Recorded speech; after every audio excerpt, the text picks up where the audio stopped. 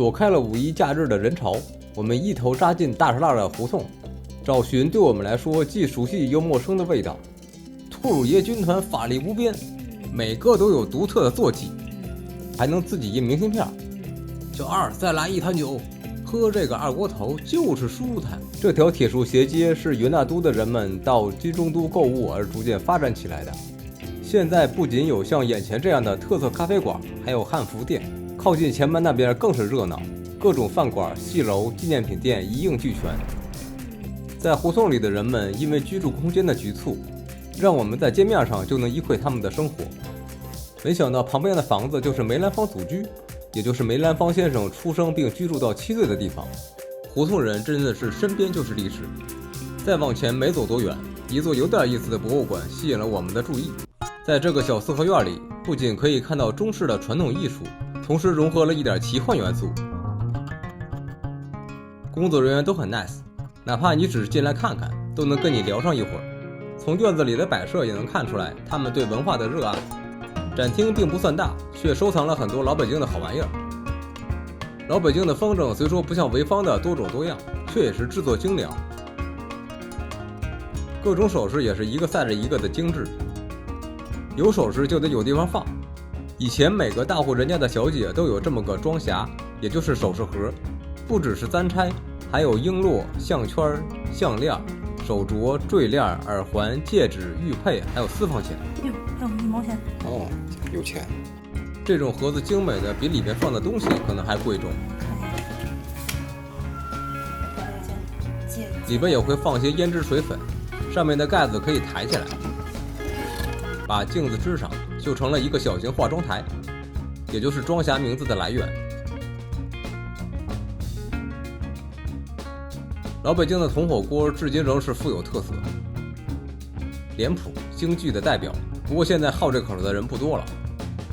兔乳爷军团法力无边，每个都有独特的坐骑，而这边的毛猴就像是旧时社会的缩影，推车的、挑扁的、卖货的，还有个提盒子问价的。这群猴在花果山当起了山大王，书架上的手办美轮美奂，还有精致的模型。离开博物馆走了一小段，中国邮政未来邮局，这建筑挺仿古的。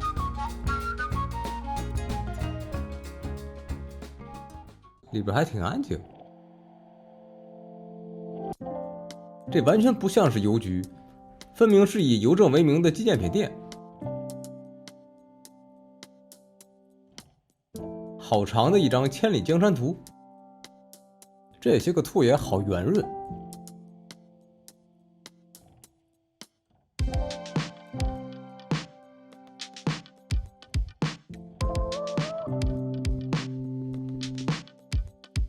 在里边还能自己印明信片，这个是邮局门口，这大概是最老式的印刷机器，还不是活字印刷。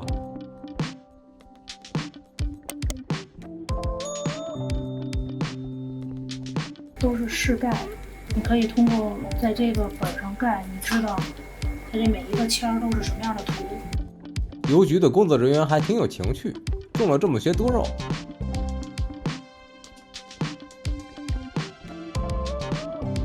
顺着一旁的楼梯，我们来到了2楼。这真的很有年代感，可以从楼下买一杯咖啡，在这找个座位静静地品味那个年代，和那些热闹的咖啡馆是完全不一样的体验。或是约3俩好友回忆儿时的美好时光，下几盘跳棋，再玩玩华容道，还可以写一封给10年后自己的信。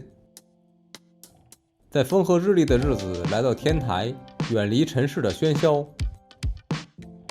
赏花之余拿一本小说细细品味，又或是与恋人一起慢慢的浪费时间，享受胡同生活的宁静与安逸。天台居然是 loft， 眼前的房顶嘛有点煞风景。邮局工作人员对多肉是真爱。下楼往前门那边走。小二，再来一坛酒。好了您嘞，喝这个二锅头就是舒坦。在这个二锅头博物馆，你可以了解到中国独特的酒文化与制作方式、拌料、装模、装镜、蒸馏、摘酒、陶坛储存。我们还能通过投影来形象地看到这些个工序。当年酿酒厂的老墙遗迹可真有年头了。这儿还有一口年代久远的水井，以及北京水系的动画，酿酒可少不了水。里边的展厅是红星酒厂的发展史，喜欢喝酒的朋友可能会对这些比较感兴趣。今天的六街就到这儿了，对我们的旅行有兴趣的朋友可以关注我们，回见了您嘞。